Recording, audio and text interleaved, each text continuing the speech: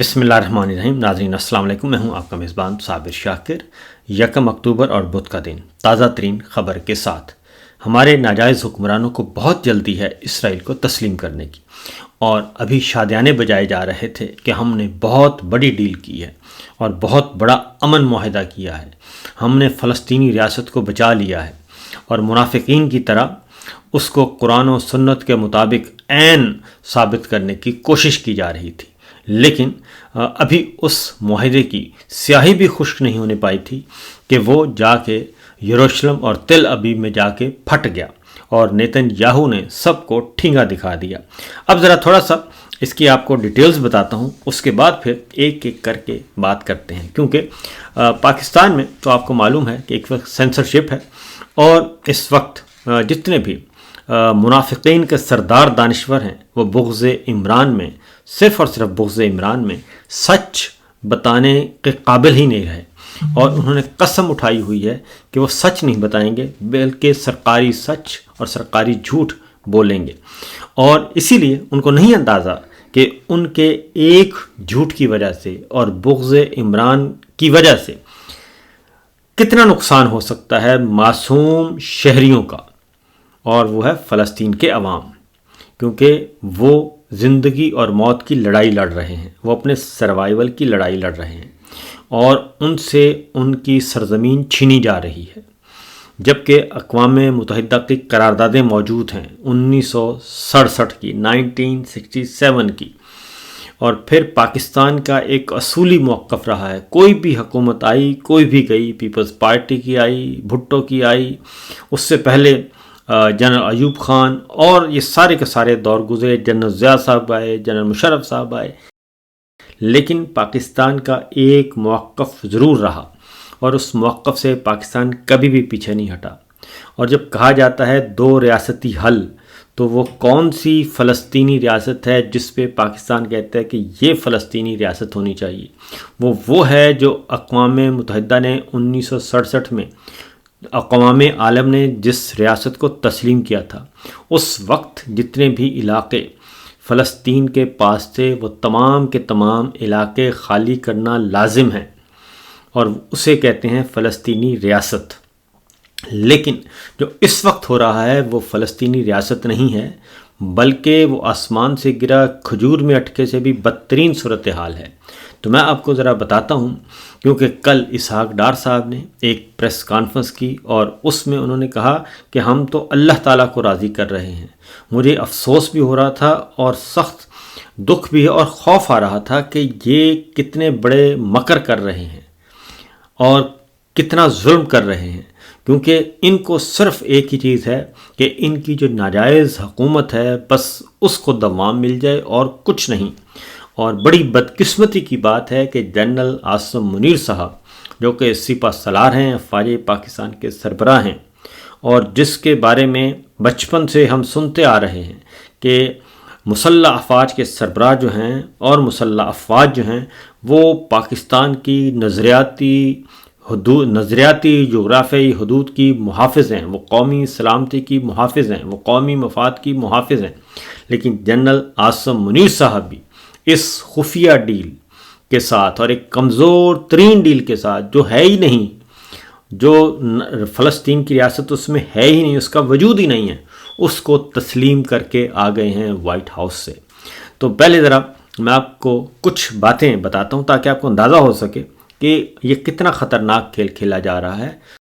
صرف اور صرف بغض عمران کی وجہ سے اور اپنے ذاتی اقتدار، اختیار اور عہدے کو دوام دینے کے لیے۔ وائٹ ہاؤس میں اسرائیلی وزیر اعظم اور نیتن یاہو کے ہمراہ صدر ٹرمپ نے پریس کانفرنس کی، اور پریس کانفرنس میں انہوں نے کہا کہ یہ بہت بڑا دن ہے اور ہم غزہ امن معاہدے کے بہت قریب پہنچ چکے ہیں، اور انہوں نے یہ بھی کہا کہ میں نے نیتن یاہو کے ساتھ ایران ابراہم معاہدوں اور غزہ تنازع کے خاتمے جیسے مسائل پر بات کی ہے۔ اور پھر صدر ٹرمپ نے یہ کہا کہ وزیر اعظم پاکستان اور فیلڈ مارشل سید عاصم منیر شاہ شروع سے ہی ہمارے ساتھ تھے، اور وہ 100% اس ڈیل سے 100% اس سے متفق ہیں، بلکہ وہ اس سے متفق سے آگے کی بات کی۔ انہوں نے کہا کہ اس معاہدے پر مکمل یقین رکھتے ہیں وہ، اور وہ اس کی 100% حمایت کرتے ہیں، اور انہوں نے کہا کہ میں عرب اور مسلم ممالک کے کئی رہنماؤں کا شکریہ ادا کرنا چاہتا ہوں جنہوں نے اس تجویز کی تیاری میں شاندار حمایت فراہم کی۔ اب یہ ساری ڈیل جو ہے، اسحاق ڈار صاحب نے کل بتایا کہ یہ ساری دوحہ میں ہم نے بڑی محنت کی ہے، دوحہ میں، اور اس بڑی ملاقاتیں کی ہیں، اور میں نے پتہ نہیں کتنی ضروری میٹنگز چھوڑ دیں اس ڈیل کے لیے۔ تو یہ ڈیل کا ذرا جائزہ لے لیتے ہیں، اس میں ہے کیا۔ تو صدر ٹرمپ نے کہا کہ اس منصوبے کے تحت عرب اور مسلم ممالک نے غزہ کو تیزی سے غیر مسلح کرنے، حماس اور دیگر تمام تنظیموں کی فوجی صلاحیت ختم کرنے کا وعدہ کیا ہے، اور ہم ان ممالک پر بھروسہ کر رہے ہیں، اور جن کا ہم نے ذکر کیا ہے وہ حماس سے نمٹیں گے۔ اور مجھے سننے میں آیا ہے کہ حماس بھی یہ کرنا چاہتی ہے، لیکن اگر حماس نے معاہدہ مسترد کر دیا تو پھر نیتن یاہو کو میرا مکمل تعاون حاصل ہوگا، اور وہ جو کرنا چاہیں گے پھر وہ کریں گے۔ اور صدر ٹرمپ نے یہ بھی کہا کہ غزہ کے لیے بورڈ آف پیس نامی ایک نیا بین الاقوامی ادارے کی تشکیل دی جائے گی، جس میں عرب اور اسرائیلی رہنما بھی شامل ہوں گے، اور اس کی قیادت میں خود کروں گا۔ اب اس میں اسرائیلی بھی موجود ہیں، اس میں مسلم رہنما بھی موجود ہیں، اور اس کی قیادت پریزیڈنٹ ٹرمپ کریں گے۔ اس کے بعد جو اس کے 21 نکات ہیں جس کی اس سارے معاہدے کو سپورٹ کیا جا رہا ہے، یہ ذہن میں رکھیے گا کہ اس سارے معاہدے کو سپورٹ کر رہا ہے جو تسلیم کر لیا ہے پاکستان کے army chief general Asim Munir نے اور شہباز شریف صاحب نے، اس کو تسلیم کر لیا ہے، اور غزہ کو ایک غیر انتہا پسند دہشت گردی سے پاک علاقہ بنایا جائے گا جو اپنے ہمسایوں کے لیے خطرہ نہ ہو۔ غزہ کی تعمیر نو کی جائے گی تاکہ وہاں کے عوام کو فائدہ پہنچے۔ اگر اسرائیل اور حماس اس تجویز سے اتفاق کرتے ہیں تو جنگ فوری طور پر ختم ہو جائے گی، اسرائیلی افواج تمام فوجی کارروائیاں روک دیں گے اور بتدریج غزہ سے واپس چلی جائیں گی۔ تو اس پہ میں ذرا رکتا ہوں کہ ابھی نیتن یاہو پہنچے ہیں واپس اسرائیل، اور انہوں نے باقاعدہ طور پہ سوال جواب کی صورت میں انہوں نے واضح طور پر کہا ہے کہ ہم بالکل نہیں جا رہے، ہم وہیں رہیں گے، اسرائیل وہیں رہے گا، اسرائیلی فوج وہیں رہے گی۔ لہٰذا یہ سوال ہی پیدا نہیں ہوتا، اور نہ ہی ہم فلسطین کو ریاست کے طور پہ تسلیم کر رہے ہیں، سوال ہی پیدا نہیں ہوتا کہ ہم فلسطین کی ریاست کو تسلیم کریں، یہ نیتن یاہو نے کہا ہے۔ اب اگلا نقطہ سن لیں۔ جنگ بندی معاہدہ تسلیم کرنے کے 48 گھنٹے کے اندر تمام زندہ اور جاں بحق یرغمالیوں کو واپس کر دیا جائے گا، اور یرغمالیوں کی واپسی کے بعد اسرائیلی سینکڑوں فلسطینی قیدیوں کو رہا کرے گا جو عمر قید کاٹ رہے ہیں۔ اس کے ساتھ غزہ کے ان ہزاروں افراد کو رہا کیا جائے گا جو جنگ کے دوران گرفتار ہوئے، اور سینکڑوں فلسطینی شہداء کی لاشیں بھی واپس کی جائیں گی۔ یرغمالیوں کی واپسی کے بعد ایسے حماس کے وہ اراکین جو پرامن بقائے باہمی کے لیے تیار ہوں انہیں عام معافی دی جائے گی، اور جو جانا چاہیں انہیں کسی تیسرے ملک محفوظ طریقے سے منتقل کیا جائے گا۔ معاہدے کے بعد روزانہ کی بنیاد پر امداد کے کم از کم 600 ٹرک غزہ پہنچائے جائیں گے، جس میں بنیادی ڈھانچے کی بحالی اور ملبہ ہٹانے کے لیے ساز و سامان کی فراہمی ہوگی۔ اور اس کے بعد 8واں ہے امداد کی تقسیم۔ اقوام متحدہ، ہلال احمر اور دیگر غیر جانبدار عالمی ادارے کریں گے۔ اس میں اسرائیل یا حماس کی مداخلت کی اجازت نہیں ہوگی۔ غزہ کو ایک عبوری فلسطینی ٹیکنوکریٹ حکومت کے تحت چلایا جائے گا جو ایک نئے بین الاقوامی ادارے کی نگرانی میں کام کرے گی۔ ذرا سنتے جائیے گا، کرے گی، یعنی کہ فلسطینی ریاست، آزاد فلسطینی ریاست کوئی نہیں بن رہی، اور ایک زمین کا ٹکڑا ہوگا، اور اس زمین کے ٹکڑے پر انٹرنیشنل جو ہے فورس ہوگی اور انٹرنیشنل باڈی ہوگی بین الاقوامی، اور وہی اس کو کنٹرول کرے گی، اور بین الاقوامی ادارے کی نگرانی میں یہ کام کیا جائے گا۔ یہ حکومت امریکہ، عرب ممالک اور یورپی شراکت داروں کی مشاورت سے قائم کیا جائے گا۔ فلسطینی اتھارٹی کی اصلاحات مکمل ہونے تک یہ حکومت غزہ کی تعمیر نو کے لیے فنڈنگ کا فریم ورک بھی فراہم کرے گی۔ غزہ کی تعمیر نو کے لیے ایک اقتصادی منصوبہ بنایا جائے گا جس میں مشرقی پاکستان کے مشرق وسطیٰ کے شہروں کی طرز پر ترقی کے ماہرین کی رائے لی جائے گی جو سرمایہ کاری کے منصوبوں کو بھی مد نظر رکھیں گے۔ ایک اقتصادی زون قائم کیا جائے گا جس میں کم ٹیرف اور رعایتی تجارتی شرائط عائد ہوں گی جو کہ معاہدے میں شامل ممالک کے درمیان طے پائیں گی۔ کسی کو بھی غزہ چھوڑنے پر مجبور نہیں کیا جائے گا، جو جانا چاہیں انہیں واپس آنے کی اجازت ہوگی اور فلسطینیوں کو غزہ میں رہنے اور بہتر مستقبل بنانے کی ترغیب دی جائے گی۔ حماس کو غزہ کی حکمرانی میں کوئی کردار نہیں دیا جائے گا۔ فوجی ڈھانچے جیسے سرنگوں کی تعمیر بند کی جائے گی اور انہیں ختم کیا جائے گا۔ غزہ کی نئی قیادت پڑوسیوں کے ساتھ پرامن بقائے باہمی کا وعدہ کرے گی۔ خطے کے شراکت دار سیکورٹی کی ضمانت دیں گے کہ حماس اور دیگر گروہ اپنے وعدوں کی پابندی کریں گے اور غزہ اسرائیل یا اپنی عوام کے لیے خطرہ نہیں رہے گا۔ اب اس میں جتنی بھی گارنٹیز ہیں وہ ساری کی ساری مانگی جا رہی ہیں حماس سے اور مسلم ممالک سے، ان سے مانگی جا رہی ہیں اور فلسطینیوں سے مانگی جا رہی ہیں یا غزہ کے رہائشیوں سے مانگی جا رہی ہیں، اور اسرائیل کے بارے میں یہاں پہ کچھ نہیں کہا گیا، نمبر 1۔ نمبر 2، اس میں بار بار غزہ کا کہا جا رہا ہے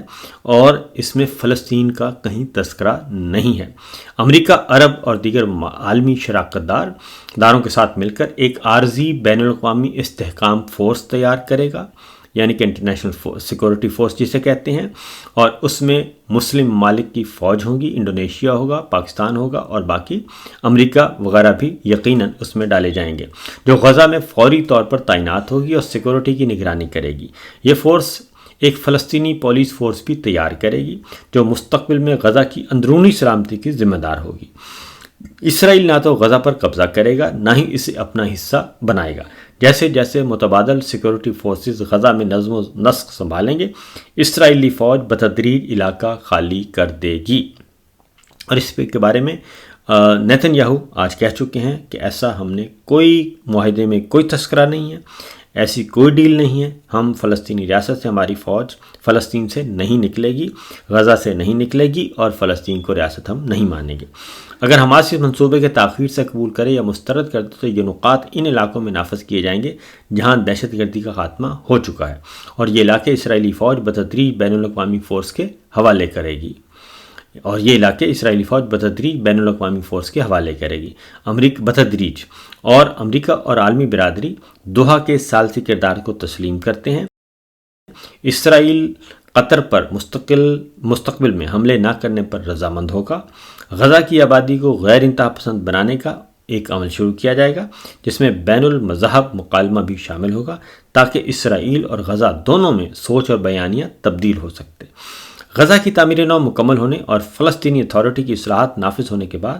فلسطینی ریاست کے قیام کے لیے قابل عمل راستہ بنایا جائے گا۔ امریکہ اسرائیل اور فلسطینیوں کے درمیان ایک سیاسی مکالمہ شروع کرے گا تاکہ پرامن بقائے باہمی کے لیے سیاسی اتفاق ہو سکے۔ اور اس کے ساتھ ہی اگلا جو پوائنٹ ہے وہ ہے کہ ٹائمز آف اسرائیل کی رپورٹ میں یہ کہا گیا ہے کہ صدر ٹرمپ کی جانب سے فلسطینی اتھارٹی میں اصلاحات اور نفاذ کے بعد فلسطینی ریاست کے قیام کی راہ ہموار کرنا ٹرمپ انتظامیہ کی پالیسی سے واضح انحراف ہے، کیونکہ ٹرمپ انتظامیہ نے دو ریاستی حل کی حمایت سے ہمیشہ گریز کیا ہے۔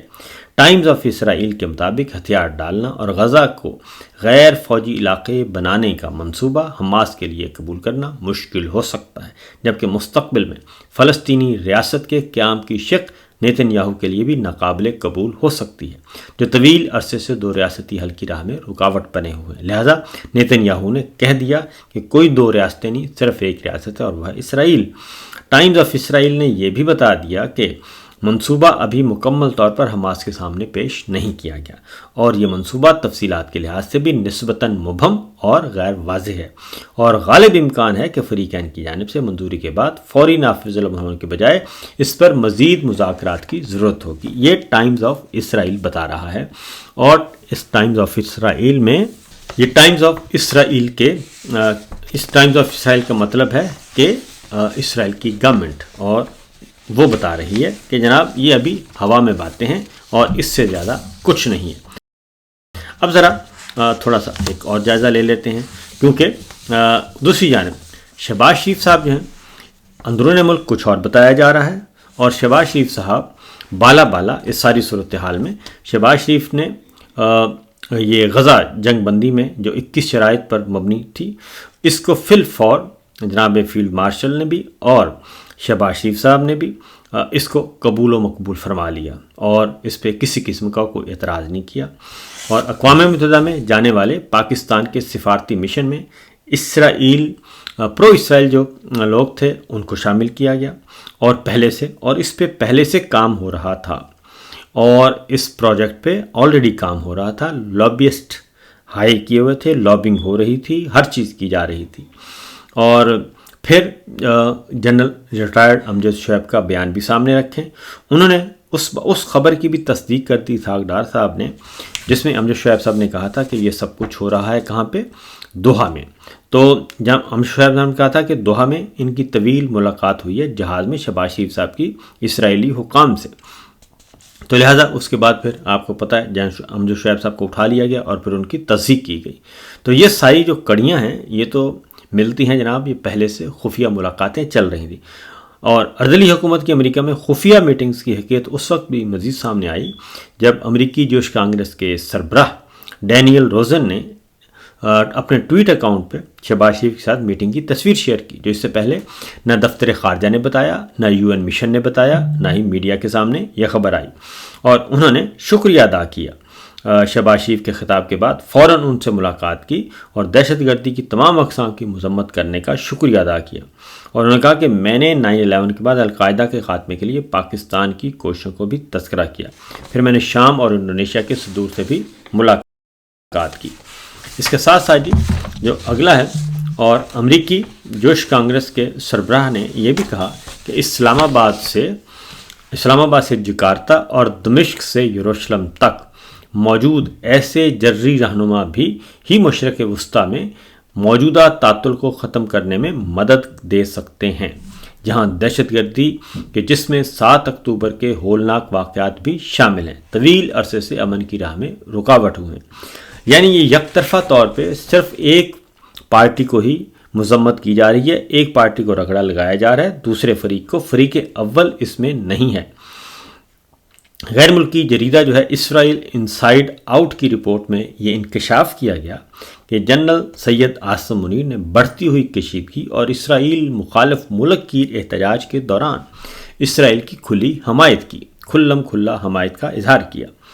اور رپورٹ کے مطابق پاکستان کی فوجی اور سفارتی حکمت عملی ایک نمایاں تبدیلی ایسے وقت میں سامنے آئی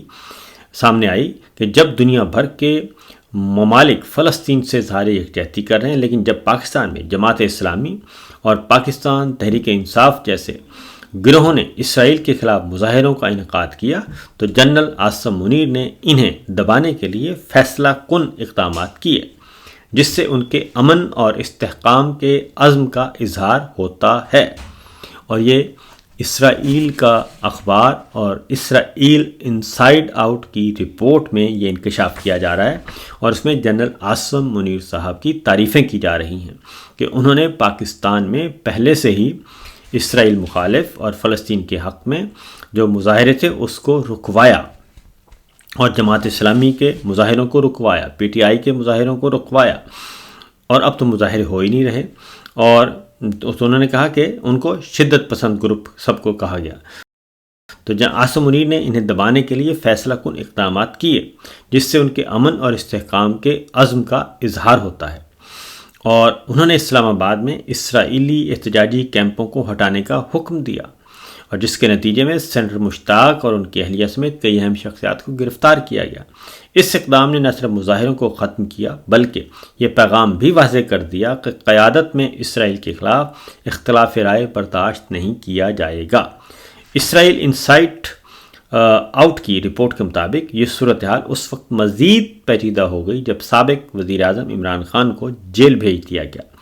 جس سے پاکستان میں سیاسی تقسیم مزید گہری ہو گئی، کیونکہ عمران خان کی جماعت PTI اسرائیل کی مخالف رہی ہے، لیکن دوسری جانب عاصم منیر کے اقدامات ایک ایسی حکمت عملی کے طور پر دیکھے جا سکتے ہیں کہ جس کے ذریعے وہ سیاسی طور پر غیر مستحکم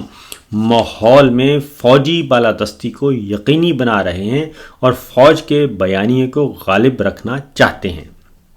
اور اس رپورٹ میں یہ بھی کہا گیا کہ 20 پاکستانی جاں بحق ہونے کے باوجود جنرل عاصم منیر نے بھارتی وزیر اعظم نریندر مودی سے رابطہ بھی کیا، جو کہ ان کی جانب سے مصالحت کی خواہش کا اشارہ ہے، لیکن یہ اقدام اسرائیل اور بھارت دونوں کے ساتھ تعلقات کو بہتر بنانے کے وسیع تر اسٹریٹجک رجحان کا حصہ معلوم ہوتا ہے۔ اس کے علاوہ جنرل عاصم منیر نے ایران اور افغانستان میں موجود شدت پسند حکومتوں کے خلاف بھی سخت موقف اپنایا اور سرحد پار سیکورٹی خطرات کے تدارک کے لیے اقدامات کیے۔ اسرائیل انسائیڈ آؤٹ کی رپورٹ کے مطابق اپنے پیش رو جنرل قمر جاوید باجوہ کے برعکس، جنہوں نے اسرائیل کے متعلق زیادہ محتاط رویہ اپنائے رکھا تھا، جنرل عاصم منیر کی اسرائیل کی کھلم کھلا حمایت پاکستان کی عسکری تاریخ میں ایک نیا رخ ہے۔ ان کی قیادت نہ صرف پاکستان کے لیے ایک تبدیلی کا لمحہ ثابت ہو سکتی ہے، بلکہ جنوبی ایشیا میں ایک ایسی مستحکم اور باہمی تعاون پر مبنی مستقبل کی راہ ہموار ہو سکتی ہے۔ انہی حقائق کے پیش نظر واشنگٹن میں موجود سینئر صحافی انور اقبال صاحب نے کہا کہ ٹرمپ کی مسلم حکمرانوں اور شہباز شریف کے ساتھ ملاقاتوں کے بعد ہمیں امریکی حکام کی جانب سے آف دا ریکارڈ بریفنگ میں بتایا گیا ہے کہ غزہ میں جنگ بندی کے لیے 21 نکات پر پاکستان سمیت دیگر مسلم اور مغربی ممالک کو قائل کر لیا گیا ہے، اور اس میں پاکستان کا کردار غزہ میں اپنے فوجی اہلکار بھیجنے سے بڑھ کر ہوگا۔ اب اس ساری سچویشن میں ہمارے جو مسلم حکمران تھے، اس میں یو اے ای، سعودی عرب، قطر، پاکستان، ترکیہ اور اردن، ترکیہ کے ساتھ سعودی عرب موجود ہیں، انڈونیشیا اور مصر، یہ سب کے سب نے ایک مشترکہ اعلامیہ بھی جاری کر دیا اور ہاں میں ہاں ملا دی اور ایجاب و قبول بھی کر لیا۔ لیکن نیتن یاہو اور اسرائیل کا میڈیا اور اسرائیل کی حکومت، وہ اس سارے معاملے سے وہ کہتے ہیں کہ ایسی کوئی چیز ہے ہی نہیں۔ تو اس کا مطلب کیا ہوا کہ یہ معاہدہ ایک شرمناک قسم کا معاہدہ ہے، شرمناک قسم کی ڈیل ہے، جس میں فلسطینیوں کو کچھ نہیں مل رہا، اور فلسطینیوں سے پوچھے بغیر، فلسطینیوں کی لیڈرشپ کو شامل کیے بغیر ایک یک طرفہ طور پہ چند بڑوں نے بیٹھ کے ڈرائنگ روم میں یہ فیصلہ کیا ہے۔ اگر اس اصول کو ہم مان لیتے ہیں تو کل کو اسی اصول کی بنیاد پہ آپ کا کشمیر آپ کے پاس نہیں رہے گا۔ تو ان عقل کے اندھوں کو یہ ساری باتیں سمجھ نہیں آ رہی، اور یہ اپنے اقتدار میں اس حد تک اندھے ہو چکے ہیں کہ یہ صرف اور صرف اپنا فائدہ سوچ رہے ہیں۔ تو یہ ہے صورتحال، یہ ہے سچویشن۔ تو معاملہ کہاں تک جائے گا؟ تو میں پڑھ رہا تھا جو غیر ملکی مبصرین ہیں اور جو جرنلسٹ ہیں اور تجزیہ کار ہیں، وہ اور مائیکل کوگلمین کا جو لیٹسٹ میں نے پڑھا ہے، وہ بھی یہ کہہ رہے ہیں کہ پاکستان کے جو عوام ہیں وہ اس کو قبول نہیں کریں گے۔ تو میں نے ان کو یہی کہا ہے کہ صورتحال یہ ہے کہ یہ ایک جنرلز کی ڈیل ہے، ایک جنرل صاحب کی ڈیل ہے، یہ جنرل ول کی ڈیل نہیں ہے۔ یعنی کہ پاکستان کے جو منشا عام ہے جسے کہتے ہیں، ایک پاکستان کے عوام کی بڑی اکثریت 99% اس کو قبول کرنے کے لیے تیار نہیں ہے، کیونکہ یہ ایک ہارے ہوئے لوگ، ریجیکٹڈ لوگ، الیکشن چوری کیے ہوئے لوگوں نے یہ ڈیل کی ہے، اور یہ اللیجیٹیمیٹ لیڈرشپ ہے، اللیجیٹیمیٹ جو ہے وہ حکومت ہے، اور اس کے پاس مینڈیٹ ہی نہیں ہے کہ وہ اس قسم کی ڈیل یا اس قسم کا معاہدہ کر سکے۔ اور ویسے بھی جس معاہدے پہ کے بدلے میں کچھ مل ہی نہیں رہا، اس میں تو فلسطین ریاست کا نام ہے ہی نہیں، اس میں تو غزہ اور صرف غزہ ہے، اور وہ بھی غزہ کی ایک پٹی۔ تو اس کا مطلب ہے کہ آپ سب کچھ سرنڈر کر کے آپ کیا چیز حاصل کر کے آ رہے ہیں، یہ ہے سوال اصل۔ اجازت دیجیے، اللہ حافظ۔